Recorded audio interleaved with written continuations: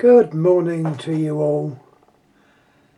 I might have put this up previous, but I was very tempted again to put it up after what I saw last night. Now then, let's get one thing straight. It is assumed I am a thicko because I do not understand computers. Well, am I a thicko? I was never given any work or any help on computers. I'm 80, all by a few months, so I've been around a while. And when I was at school, they didn't have computers. Even in my job with the at the post office, GPO started off with. I've been in telephones virtually all my life, so I think I know something about them. All right, I don't know everything about them, but I'm willing to learn. But to be told that I'm virtually a thicko because I didn't understand computers, I think I treat as an insult.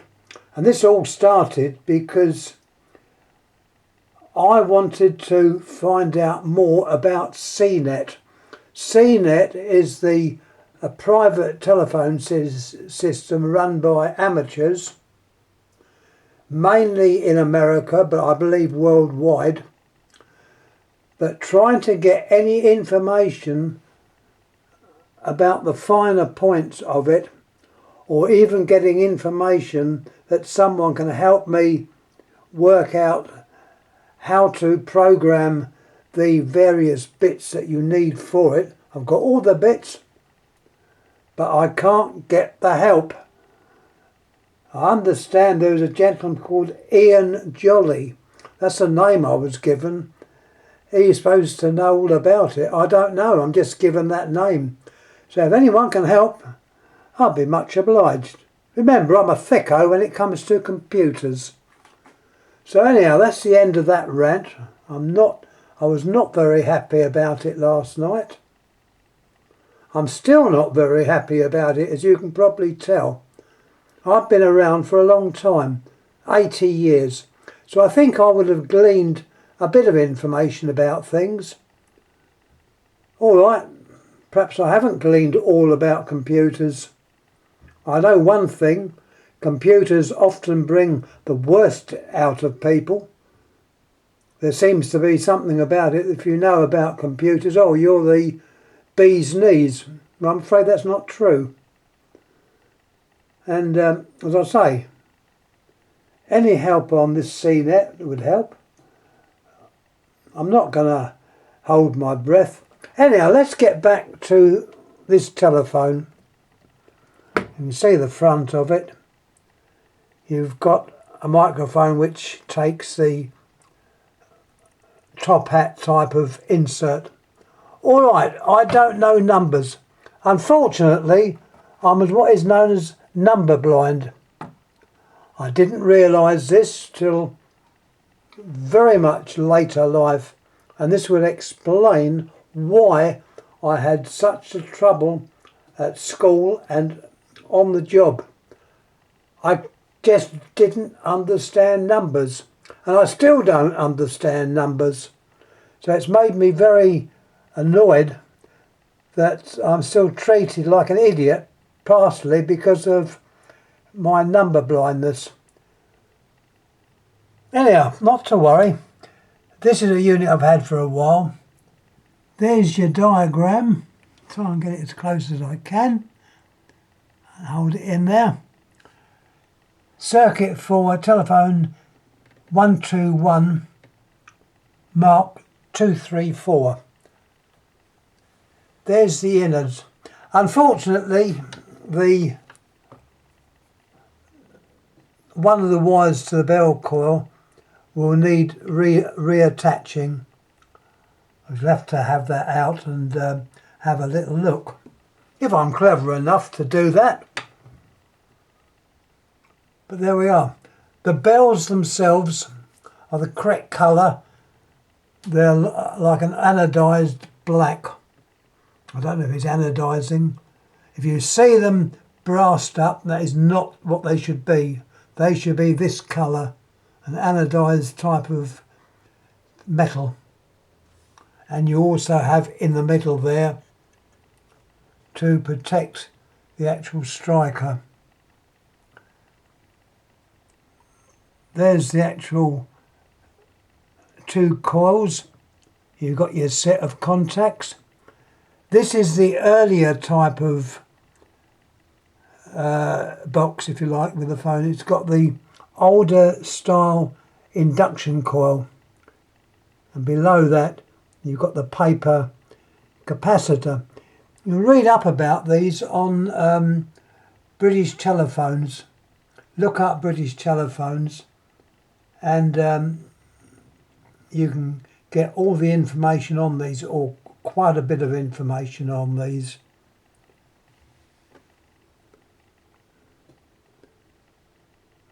I think you've got those down there, refer to those terminals there, I'm pretty sure. I've never actually had this one working. Your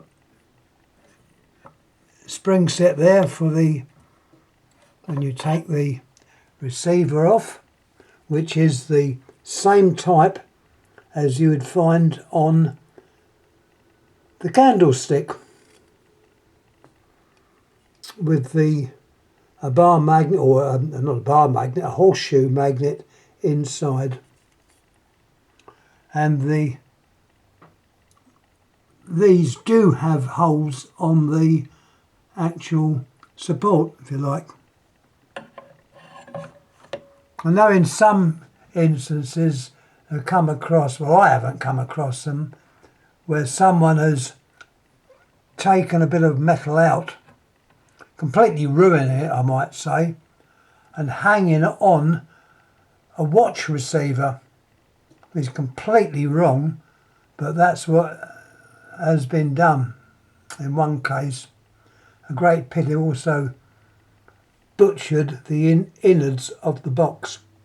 This is what the box should look like, and I have put this up before, and my comments I think were ignored last time I put them up, so I'm putting them up again. I don't like being ignored on certain things. If I think I'm saying something wrong, I will say it. I say for a start, the dial used in here would probably not be the correct dial. This shows the trigger type dial. Don't ask me the numbers. Sod the numbers. It's a trigger dial. What would have been in there would probably have been a slipping cam, which I've mentioned previously. You can probably tell I'm still very annoyed what was said, and it almost made me say I'm not going to do any more YouTubes, but I don't see why other people should suffer. So anyhow, that is the telephone 234. I can show you the back of it. Close him up again. Turn him around. I've got to be careful because it's fairly heavy and I don't want to do any damage. And it's probably up, yes it is, it's upside down. As I said before, working with one hand is quite difficult at times. There's what is on the actual base. GPO 234. It's got AK-25. Well, I think that possibly refers to the year, which is well before I was born. I may be an old codger, but I'm not that old. There was a number there which had been removed. And up here you've got a number 121 CB, central battery. So I suppose originally this would have not have a dial. It would have just been blanked out. But there's what it's got on the phone itself. The little feet have been removed. Probably they rotted away. And it has, as I say, been about for a few years. So anyhow, that is the telephone, which is in the collection. A collection I've built up over many years. And as my other videos will show, I'm increasing what I'm showing, because I've got so much stuff and it has to be shown with a bit of information. I'm hoping what information I give is accurate. The telephone I put up yesterday was nice. Another collector contacted me to say that his grebe cord, and that collector is from America, so I'm well pleased. That's what it's all about. It's people helping one another and giving information that is needed. Pity I can't get that information for the CNET. But anyhow, that's the end of my little rant. I've had to virtually stick up for myself because no one else has. As you probably guess, I've had trouble when I was working. I, for one, do not enjoy watching football or anything like that. As I said before, it's like watching paint dry. And because of that, I was thought of as being peculiar. I was at one time in the exchange at Wimbledon, and they had tickets for the Wimbledon match, and they offered it to me, and I said, I'm sorry, give it to someone else. I'm just not interested, and I'm not. So that went against me, and I can give numerous other things that have been said and done, but I probably will get into a bit of trouble if I did. So I'm going to shut up. I know I've had a little rant. I think it was necessary. So there we are. Don't know what I'm going to put up next. This was the Tele 234, which came about 1924. Originally, the transmitter was a solid back transmitter, and also find out about those in that article in Google. So, yep, that's all I've got to say. Thanks again.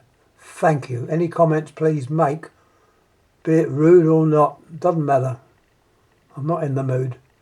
Anyhow, many thanks. Thank you.